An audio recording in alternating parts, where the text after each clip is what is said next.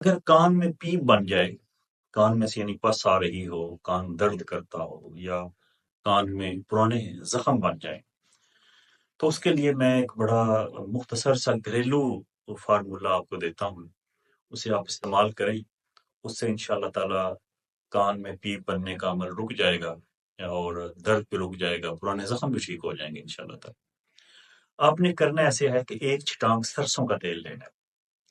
اور اس کے اندر 10 عدد کڑوے بادام ڈال کے آگ پہ اچھی طرح جلانا ہے۔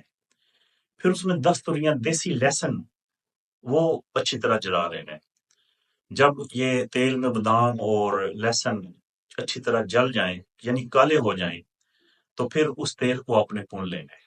اب یہ تیل نہیں بلکہ آپ کے پاس بہترین ایئر ڈراپس یعنی کانوں کے قطرے جو ہیں وہ تیار ہو گئے ہیں۔